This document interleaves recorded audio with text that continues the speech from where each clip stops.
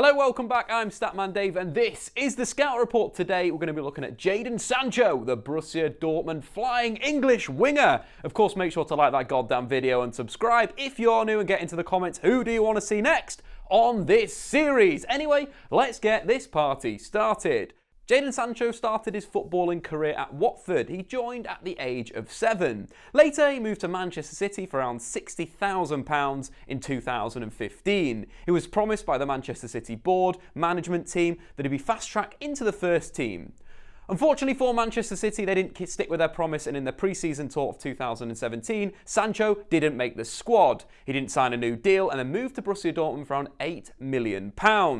A really interesting step for a player that didn't think he'd get in at City, but could go over to Europe and shine for Borussia Dortmund. Jadon Sancho was given the number 7 jersey that had been vacated as Ousmane Dembele had moved to Barcelona. Despite only starting 10 games for Borussia Dortmund, Sancho has already racked up 12 assists. So let's move on to the role of Jadon Sancho. For me, Sancho is a winger capable of playing on the left-hand side or the right-hand side. A winger looks to dribble at his opponent before opening up an opportunity to cross the ball into the box. I'm going to break this down into old school versus new school wingers. An old school winger like a Ryan Giggs looks to get into the final third on the outside before crossing from a sort of deeper area. I'd say a new school winger will drift around, will look to pick up the ball all across the pitch and either go inside or go outside before hitting the byline, looking to cut the ball back, using the acceleration, speed and agility to get into that area. As football has evolved, wingers have had to evolve with it. So Jadon Sancho is a new school winger capable of going on the inside, on the outside. Although Jadon Sancho can play on the left-hand side and on the right-hand side for Borussia Dortmund, he's been far more productive on the right wing. In 5 games, he's got 6 assists in that position,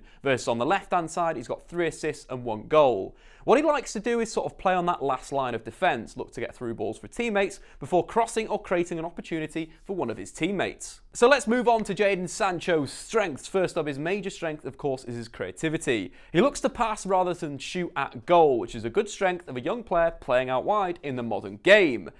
A great example of this is his assist that he got against Augsburg in the Bundesliga, again in a situation where he's playing on the last line. Witsel winning a 50-50 in midfield, plays a perfect pass between the wing-back and the outside centre-half. Sancho in behind the defence gets his head up and instantly plays a low pass to, of course, Paco in the middle, who fires home. Again, that situation, other players would have shot, Sancho getting his head up, playing the right pass and getting an assist. Jadon Sancho likes to get into this position in behind the defence. There was a similar assist against Eintracht Frankfurt earlier on in the season for Wolf. Again, Sancho breaking in on that right-hand side. This time there was no one in the middle, or it was a man-to-man orientated system, so what he had to do was cut back onto his left foot and then cross to the back post. A fantastic assist for Wolf arriving late. Again, Sancho making the right decision at the right time, but his creativity not only being low crosses, but also waiting for his teammates to make those runs. In terms of the chances created in the Bundesliga this season, Sancho has created 13 chances.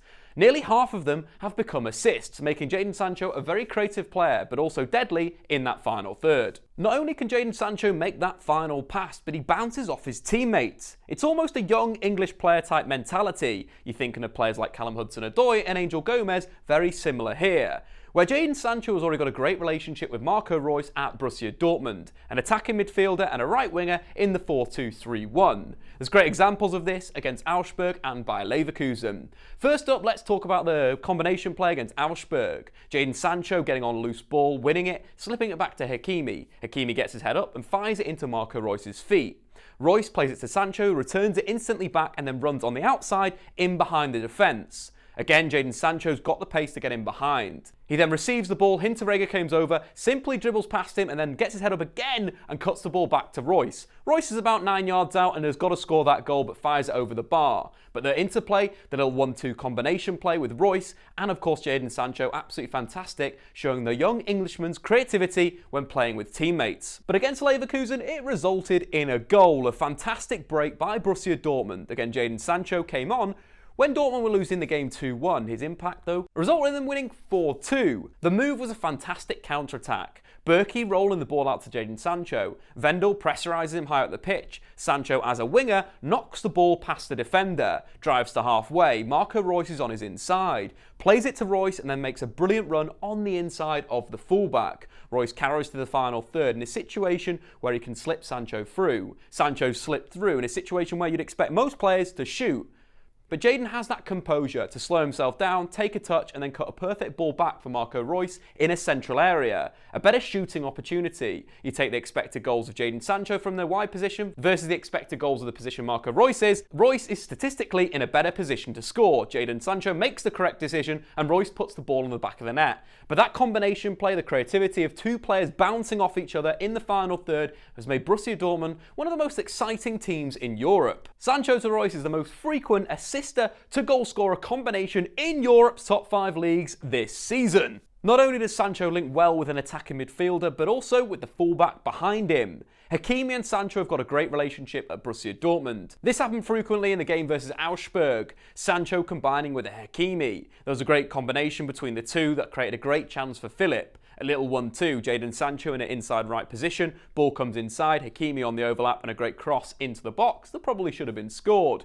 And you take the third goal, Mario Götze scoring his first goal in a while. A brilliant move, but it all came from the interplay of those two players. Instead of Sancho being in sort of an inverted position, he kept his width, a little pass inside to Hakimi. But because of that width, the space opens up for Hakimi to take a really good first touch inside, through ball to Götze, who made a lovely run from inside to out, and then Götze did the rest. But that link-up play, that positional understanding between the two has made Borussia Dortmund's right-hand side one of the most dangerous in Europe. If you look at the pass combinations in that game against Augsburg, Hakimi to Sancho and Sancho to Hakimi was the most frequent passing combinations of any players on the pitch. So let's move on to Jadon Sancho's second big strength, that is his dribbling. He combines a low centre of gravity with great agility, good close control, and he's got the pace and acceleration to get away from an opponent. At 5'9", it makes him sort of Lionel Messi-esque in how he dribbles. Little feints, little body pops to get around an opponent. This makes Sancho a really exciting winger. He can go on the inside like he did against Augsburg, driving through the centre of the pitch after receiving a ball. Lovely bit of pace, the challenge comes over, little quick bit of feet and then attacks number 10. Looks for the ball in the channel to Reus. Reus cuts it back to Maximilian Philip. Then Philip completely miskicks the ball, but that chance all created by Jadon Sancho's ability to dribble. But he can also go on the outside. We saw that again against Augsburg later on in the game. Bursting down the right-hand side, receiving a pass after making a nice inside run, hits the byline, comes back on himself, beats the man for the second time, plays a pass inside that unfortunately is intercepted. But that ability to go inside and outside makes him the perfect new school winger. This second example perfectly sums up Sancho as a player, as he looks to beat a man before looking for that pass. In a way, it skews the stats a little bit, where he doesn't exactly beat a man completely, but will beat him enough to open up that passing lane or open up that crossing opportunity to get the ball into the box. But his stats aren't too bad. He's completed 5 out of his 9 dribbles in the Bundesliga this season in only 215 minutes. So what's next for Jadon Sancho? There are reports that Manchester United, Liverpool and Chelsea are interested in the England international. Borussia Dortmund are aware that they may not be able to keep the player of such potential. Dortmund see him as a future £100 million player. Get into the comments below, how much is Jadon Sancho worth right now? He's got more assists than Messi this season. But in terms of his development, he needs to keep playing with Marco Reus and Hakimi, and hope that Lucien Favre decides to go with Paco Alcácer in the striking position to give him a target for all those passes that can be turned into assists by the Spanish forward. Anyway guys, that is the scout report of Jadon Sancho. Get into the comments below, are you impressed by what you've seen of the young Englishman so far? Get into the comments below as well how much you think he's worth. Like that goddamn video, subscribe if you're new. Statman Dave, over and out. If you've enjoyed this video, why not check out the scout report on Diogo Dalot, or alternatively, some more English talent in Callum Hudson-Odoi.